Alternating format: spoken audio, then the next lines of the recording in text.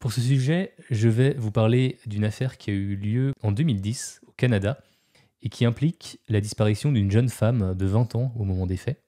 Cette femme s'appelle Amber Tuccaro. Donc avant de commencer l'affaire, j'aimerais d'abord raconter un petit peu l'histoire d'Amber. Donc elle s'appelle Amber Alyssa Tuccaro. Elle est née le 3 janvier 1990 dans le nord d'Alberta au Canada. Elle a été adoptée par Andrew et Viviane Tuccaro lorsqu'elle était bébé. Donc pour rejoindre une famille qui comprenait déjà 4 frères aînés. C'est une famille autochtone qui fait partie de la communauté de la Première Nation Cri de Mikisew. Alors en France, on n'est pas trop familier avec la notion de communauté autochtone. En fait, ça désigne les premiers occupants vivant au Canada avant la colonisation européenne.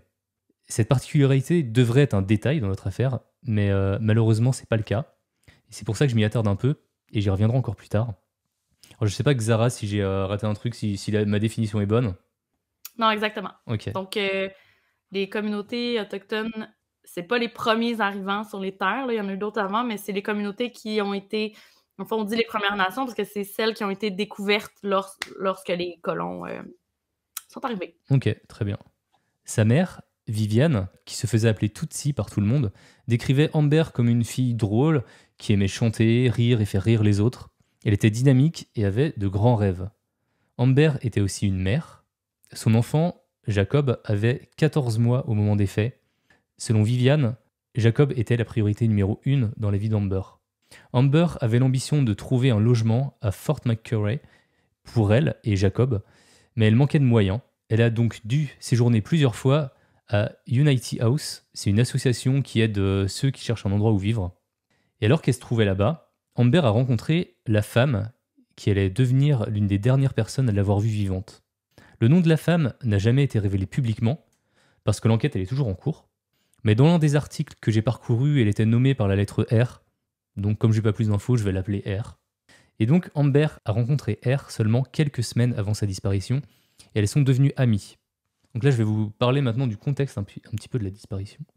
Le 17 août 2010, R passe à la résidence Tuccaro et invite Amber à prendre l'avion avec elle pour partir de Fort McMurray pour aller à Edmonton.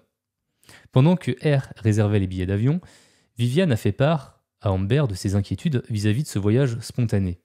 Amber a rassuré sa mère, disant qu'elle serait absente seulement 2 jours, et les deux femmes, ainsi que Jacob, ont entrepris ce voyage vers le sud. Par contre, il y a une grosse inconnue dans l'histoire. En fait, on n'a aucune idée de ce qu'elles allaient faire à Edmonton ce week-end-là. Est-ce qu'elles devaient voir des amis, participer à un événement? En fait, on n'en sait rien du tout. Ce que je trouve bizarre aussi, c'est que Viviane, la mère d'Amber, ne le sache pas non plus.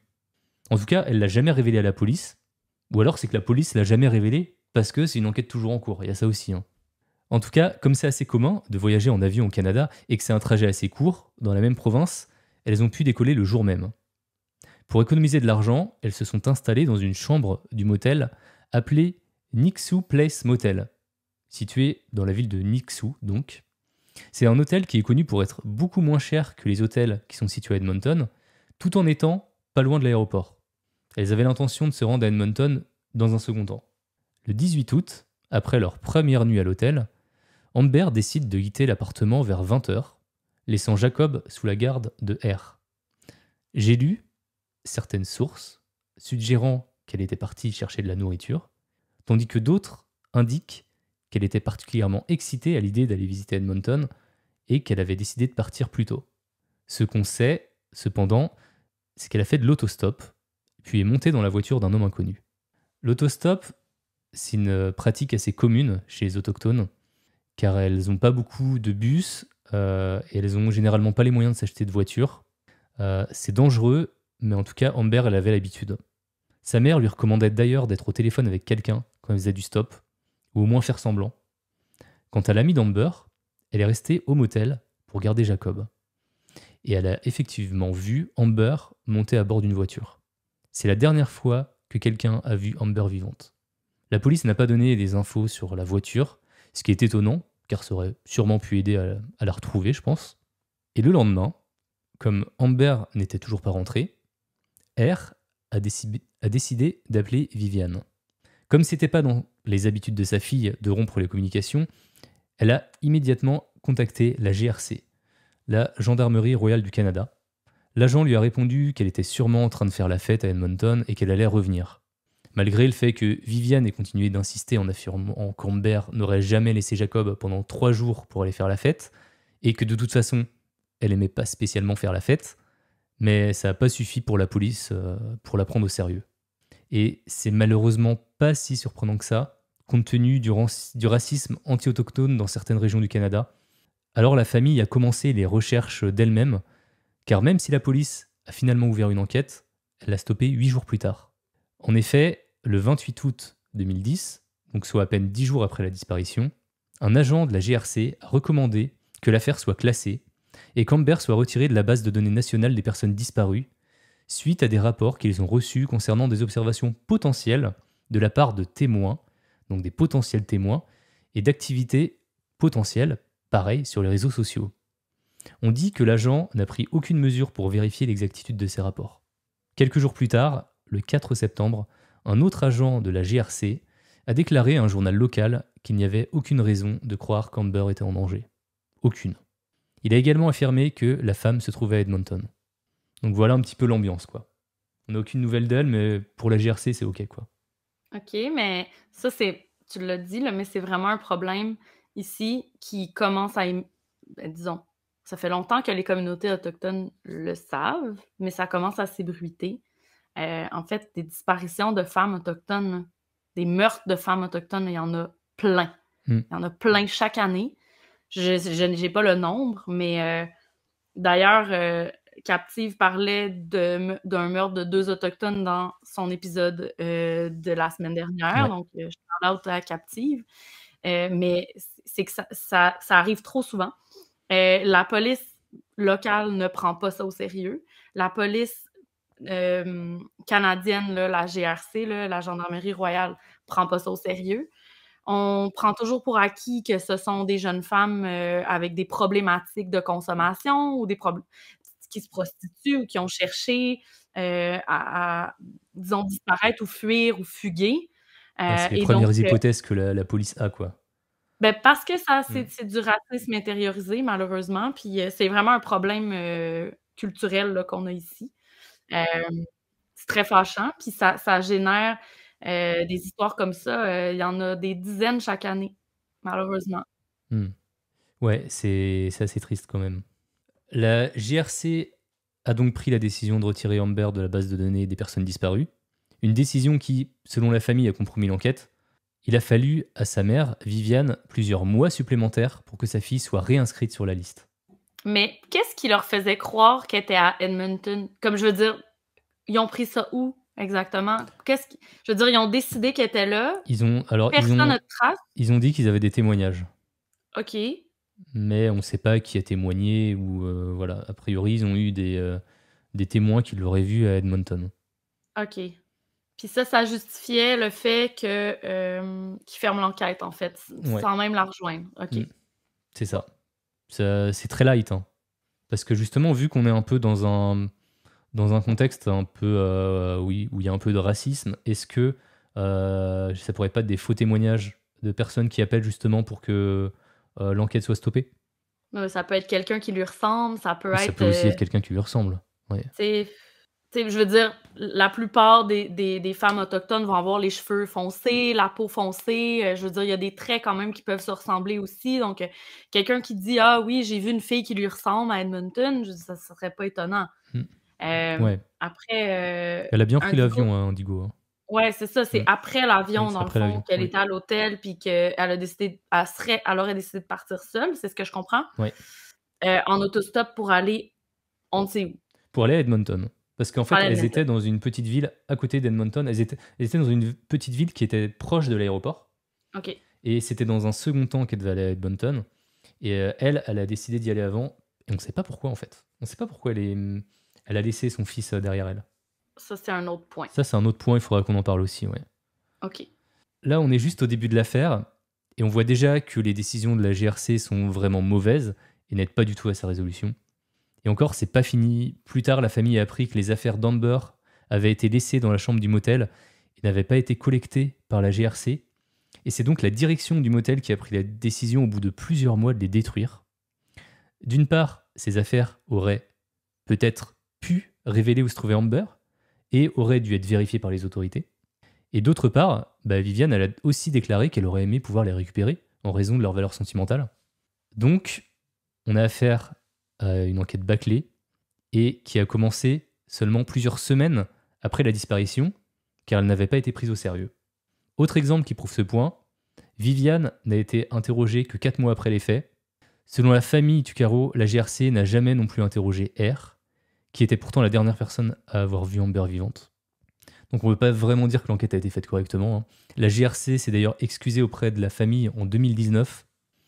Mais je vais quand même vous parler de l'enquête, car elle n'est pas restée au point mort. Il y a quand même eu des choses qui sont passées. En août 2012, donc on est 2 ans après la disparition, la GRC a publié un extrait d'1 minute d'un appel téléphonique qui en dure 17. Car oui, Amber avait suivi le conseil de sa mère et elle était au téléphone dans la voiture pendant l'autostop. Dans cet appel, on entend Amber parler avec celui qui semble être son agresseur. Elle est dans une voiture et Amber lui demande où ils vont, car il ne s'y dirige pas vers Edmonton. L'homme lui assure que si, mais on entend bien que la femme se sent en danger et qu'elle ne le croit pas. À un moment donné, elle lui dit même « Tu ferais mieux de pas m'emmener quelque part où je veux pas aller ». Et on voit qu'elle a du caractère en fait. Les enquêteurs pensent que l'homme conduisait Amber au sud-est, sur les routes rurales du comté de Leduc, au lieu de se diriger à l'opposé vers Edmonton. La GRC a réussi à obtenir cet appel car Amber avait appelé son frère qui était incarcéré au centre de détention d'Edmonton et que les appels vers les détenus sont enregistrés. Ça m'étonnerait pas qu'Amber l'ait fait exprès pour laisser un indice d'ailleurs. Brillant. Ouais, carrément.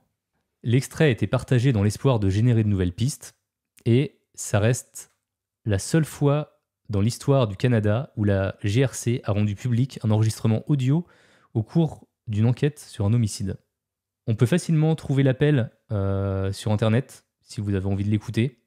Moi je l'ai écouté, j'ai écouté la minute, mais j'avais pas envie de le diffuser parce que je trouve que c'est assez bouleversant en fait, d'entendre une jeune mère effrayée dans ce qui était probablement les derniers instants de sa vie. On ne sait pas depuis quand la GRC disposait de cet enregistrement, mais à mon sens, elle aurait dû le divulguer bien avant parce qu'elle a quand même divulgué 2 ans plus tard et aussi communiqué sur la description de la voiture de l'agresseur. On ne sait toujours pas dans quelle voiture elle était.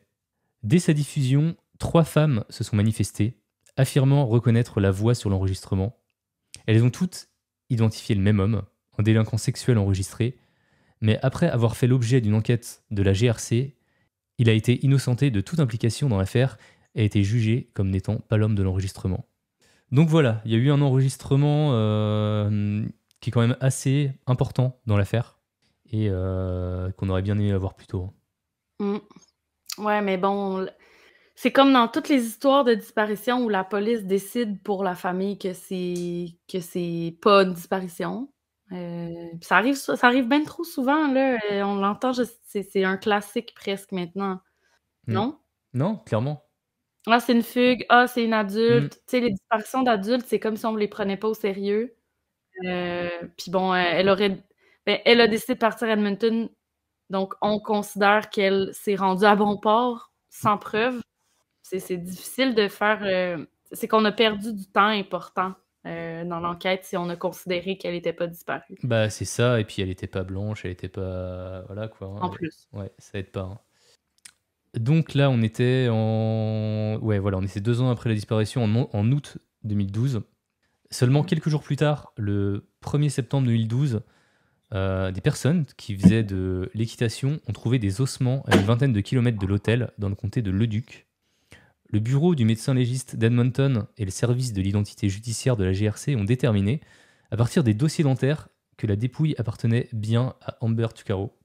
La cause de son décès n'a par contre pas été divulguée, mais a été jugée suspecte par la GRC. Bon, c'est le moins qu'on puisse dire en fait. Hein. Ben oui. On se retrouve pas comme ça, voilà. Suspecte, ah ben. Ouais, c'est suspect, c'est suspect. Oh, c'est louche. Des ossements, tiens. C'est bizarre, ouais. Pourtant, elle devrait être à Edmonton. Mais je comprends. Il y a quelque chose que je comprends pas. Ouais, dis-moi. Comment ils ont su avec l'enregistrement audio que il s'en allait dans le comté de Leduc? Je veux dire, est-ce que dans la conversation, Oui. on parlait de ça? Dans la conversation, il parlait des panneaux qu'elle voyait et tout. Elle Ah, disait, on se dirige pas. En fait, c'est elle qui te disait, on se dirige pas vers Edmonton. Et en fait, autre chose intéressante dans cette conversation, c'est qu'elle répétait ce que disait l'agresseur. Tu sais, pour être sûr que ce soit bien entendu dans le ouais. téléphone. C'était clairement fait exprès, cet appel. L'appel était fait exprès et elle a appelé son frère qui était incarcéré, quoi, pour que ce soit Mhm. enregistré. Et c'était tellement intelligent, ça aurait tellement pu servir dès le départ, quoi. C'est brillant. Ouais. On sait pourquoi ils ont été innocentés, faute de preuves ou preuve d'innocence. Là, tu parles de la personne là qui avait la même voix, c'est ça? Ouais, la personne qui était un délinquant sexuel. Ça pouvait pas être lui à ce moment-là. Il avait un alibi, quoi. OK. Et c'est à ce moment-là de mes recherches que j'ai appris qu'Amber n'avait pas été la seule à disparaître dans les environs. Comme tu as dit, Ouais. déjà, il y a beaucoup de disparitions d'autochtones. Ouais. Je vais vous lister d'autres victimes que j'ai trouvées. Il y a Edna Bernard, je pense qu'il faut dire, disparue le 22 septembre 2002, son corps retrouvé calciné le lendemain. Cathy et Sylvia Ballantyne, disparue le 28 avril 2003, son corps a été retrouvé 3 mois plus tard. Dolores Brewer, disparue le 15 mai 2004, ses ossements ont été retrouvés en 2015. Corey Ottenbreit, disparu le 9 mai 2004, ses ossements ont été retrouvés en même temps que ceux de Dolores. Et tous ces corps ont été retrouvés dans un rayon de 8 km. Elles étaient toutes autochtones et faisaient du stop au moment de leur disparition. Ce qui nous amène à une théorie probable, celle peut-être d'un serial killer qui vise des femmes autochtones qui font du stop. Voilà. Concernant la disparition d'Amber, un profiler a également travaillé sur l'affaire. Selon lui, on aurait affaire à un chasseur ou un pêcheur. Ses voisins doivent probablement l'avoir vu laver sa voiture à des heures étranges dans la nuit pour supprimer l'ADN des femmes qu'il a agressées. Et il a sûrement un pick-up. Donc voilà, ça c'est le travail du profiler. Honnêtement, en Alberta, tout le monde a un pick-up. Ok, bah c'est sûrement pour Donc, ça. Donc, ça élimine pas beaucoup de gens. tout le monde chasse et pêche. Et, oui. Non, mais tout le monde, non, mais tu sais, c'est quand même commun, là, on s'entend. Puis le truc de laver sa voiture à des heures étranges, peut-être, là, mais... Mais sinon, ouais, c'est 90% on a des zéro hommes, indice, là. Ouais. T'sais, puis dans le fond, c'est à cause que c'était des ossements qu'ils ont trouvés, on n'a absolument aucune idée de la façon dont elle est morte. Donc, on n'a aucun indice sur dans quel état était son corps. Est-ce qu'elle a été jetée là, vivante, morte? Est-ce que même chose pour les autres personnes, tu sais? Donc, je trouve ça, tu sais, c'est difficile de se faire une idée sur qu'est-ce qui s'est passé réellement, vu qu'on n'a pas retrouvé de corps qui a pu être étudié, dans le fond. Ouais. Toi, tu penches vers la théorie du serial killer ou... Ouais. Mais en même temps, malheureusement, la plupart des femmes autochtones qui décèdent, c'est des violences conjugales, familiales, dans les communautés. Donc, j'ai le goût de dire bon, je sais qu'il était resté là, mais bon, ça peut être quelqu'un d'autre, ça peut être un ex, elle avait un enfant, donc c'est plate à dire, mais c'est souvent pas le fruit du hasard. Fait que c'est très réaliste et très dommage ce que je dis, mais c'est quand même une des options. Sinon, ben ouais, serial killer ou sinon il y a juste beaucoup de meurtres de femmes autochtones. C'est pas obligé d'être la même personne, mais peut-être. Tu sais que la GRC a répondu quand même concernant la théorie du serial killer. Qu'est-ce qu'ils ont dit? La théorie du serial killer reste une possibilité que la GRC n'écarte pas. Voilà. C'est tout? C'est tout. Ah! Mais c'est une enquête qui est toujours en cours. C'est une enquête qui est toujours en cours. Donc, il n'y aura pas beaucoup... C'est une enquête qui est toujours en cours. Il n'y aura pas beaucoup d'éléments qui vont sortir. Là. OK. Bah oui, forcément. Ils peuvent pas tout nous dire. Ils ont sûrement plus d'infos. Ils en ont sûrement. Ils peuvent pas tout nous dire. Non. Parce qu'ils cherchent toujours, mais tu sais, c'est des petites communautés, c'est reclus. Je veux dire, c'est difficile de tu sais, ils n'ont pas de corps. Donc, tu sais, les choses qu'ils peuvent faire, c'est faire des analyses sur les ossements, voir si elle est intoxiquée. Mais bon, qui ne boit pas d'alcool? Je veux dire, c'est... Ouais. Elle était de sortie, c'était le week-end, ça se... Puis c'est trop tard, je pense, pour analyser ça quand il ne te reste plus que des ossements. Ouais, j'imagine. Ben ouais, j'imagine. en plus. Donc, c'est vraiment dommage pour elle. Puis, en fait, c'est surtout dommage de penser que ça aurait pu... Je pense pas qu'il aurait pu la sauver nécessairement, mais il aurait pu régler ce cas-là bien avant s'il avait pris au sérieux les demandes de la famille. Tu sais, souvent, dans les Ouais. documentaires de True Crime, on va entendre que la famille veut beaucoup plus que la police, on dirait, régler Ah ça. Puis la police est toujours en train de dire « Ah, mais laissez-nous faire notre travail, laissez-nous aller, on sait ce qu'on fait, c'est nous les pros. » Mais en tant que tel, tu sais, je comprends qu'ils ont des protocoles, mais des fois, la famille, il faut l'écouter aussi quand ils disent que c'est pas normal ou que c'est pas dans le comportement de la personne de faire tel ou tel truc. C'est ça. Donc, D'ailleurs, je vais continuer justement dans ce sens-là. Le 20 mars 2014, Viviane a déposé une plainte officielle contre la GRC de Leduc. La plainte faisait état de nombreux problèmes liés à l'enquête, notamment la minimisation de la disparition d'Amber et la destruction d'éventuelles preuves. Viviane estimait qu'elle avait le droit de savoir certaines choses concernant l'enquête, car elle avait plus de questions que de réponses. La famille a demandé également que les restes trouvés soient de nouveau analysés pour confirmer l'identité d'Amber, car elle avait des doutes concernant les résultats des analyses de la GRC qui ont été anormalement rapides. En janvier 2020, la GRC annonce qu'un homme les a contactés au sujet d'une disparition dans la région et qu'il avait publié de nombreux messages sur Facebook alléguant que son père était le responsable du meurtre d'Amber, ainsi que d'autres meurtres en Alberta. L'homme, qui vit dans l'Utah, a affirmé que sa famille avait identifié la voix masculine dans l'enregistrement comme appartenant à son père, qui vit par intermittence dans un ranch près d'Edmonton depuis 2009. La police a d'abord pris les déclarations de l'homme au sérieux, mais elle s'est ensuite rendue compte qu'un bon nombre des affaires mentionnées avaient déjà été résolues et qu'il avait déjà fait de fausses allégations contre son père par le passé. Les publications sur Facebook ont depuis été retirées. On ne connaît ni l'identité de l'homme en question, ni celle de son père, car il n'a jamais été considéré comme un suspect dans l'affaire. Donc voilà, vous savez maintenant à peu près tout sur l'affaire d'Amber Tuccaro. La théorie qui semble mettre quasiment tout le monde d'accord est celle du tueur en série qui agresse les autostoppeuses autochtones. Il y a quand même quelques autres points qui mériteraient d'être creusés, selon moi. Le premier qui me vient à l'esprit, c'est quand même la femme qui accompagne Amber, R. Elle n'a jamais été considérée comme suspecte et n'a a priori jamais été interrogée officiellement. C'est selon moi une grosse erreur, quoi, parce que c'est quand même la dernière personne à avoir vu Amber en vie. Mais elle savait aussi qu'est-ce qu'il s'en allait faire à Edmonton. Sûrement. Enfin, oui. elle est pas partie comme ça sans rien dire. Pour moi, déjà, elle est dans la capacité de nous dire pourquoi elles sont toutes les deux parties ensemble. Ouais. Et surtout, pourquoi Amber avait décidé de partir toute seule en laissant Jacob derrière elle. Donc l'affaire est toujours ouverte, bien qu'aucune arrestation n'ait été effectuée. L'homme qu'on entend dans l'appel téléphonique est toujours considéré comme une personne d'intérêt. Aujourd'hui, Amber aurait 32 ans. Quant à Jacob, il en a 13. Et c'est Viviane qui l'élève depuis la disparition de sa mère. Donc voilà où on en est, quoi. Puis si on veut en apprendre plus sur cette histoire-là, est-ce qu'il y a des vidéos ou des...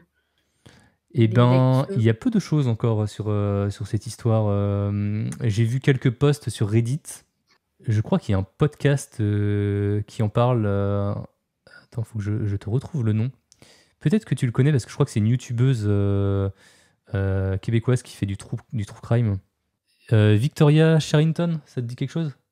Elle fait un podcast, c'est sûrement aussi des vidéos, ça s'appelle Over and Out. Et du coup, à un moment donné, dans un de ses épisodes, elle en parle. Et d'ailleurs, je crois qu'elle doit diffuser à un moment donné, si je dis pas de bêtises, l'appel téléphonique. Pauvre fille, en fait. C'est la seule chose qui me vient en tête. Ouais. Je trouve ça toujours triste des meurtres de femmes comme ça, qu'on n'aura jamais les réponses. Puis tu sais, la famille aussi, c'est tellement triste.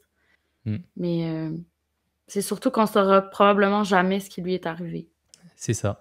En fait, ouais, il y a plein de mystères. On ne sait pas ce qu'elle faisait là-bas, on ne sait pas où elle allait, et on ne sait pas pourquoi elle est montée dans cette voiture. Et on ne sait pas ce qui lui est arrivé, quoi. Est-ce qu'elle était visée, tu sais, par exemple? Est-ce que cette voiture-là savait qu'elle était là? Est-ce qu'elle était là juste au mauvais endroit, au mauvais moment? Est-ce que ça s'est décidé une fois qu'elle était dans la voiture? Ouais, on sait pas. C'est ça. C'est des réponses qu'on n'a pas. Pour moi, elle était au mauvais endroit au mauvais moment. Ouais, je pense aussi. Je vais afficher un petit peu le chat juste pour voir si il y a des trucs. Alors, il y a Merlin qui nous a rejoint. Coucou Merlin. Coucou. Pourquoi elle est partie en premier lieu demande Roubière. Mais ouais, ça, c'est ça le sait truc. pas. On sait même pas pourquoi elles ont pris l'avion. Et ce qui me paraît bizarre, c'est que Viviane non plus. Mais après, c'est peut-être parce qu'elle n'a pas le droit de le dire, parce que l'enquête est en cours. En fait, je pense que le fait que l'affaire soit en cours, il y a plein de choses qu'on ne sait pas juste à cause de ça. Il y a des informations qui sont gardées, je pense. Puis c'est surtout s'ils sont sur la piste peut-être d'un tueur en série. D'après moi, ils vont faire super attention à ce qu'ils vont diffuser, puis laisser aller dans les médias. Là. Parce que justement, si c'est un tueur en série, il va vouloir récidiver. Peut-être qu'ils suivent quelqu'un là, actuellement, puis on ne le sait pas. C'est possible. On le souhaite.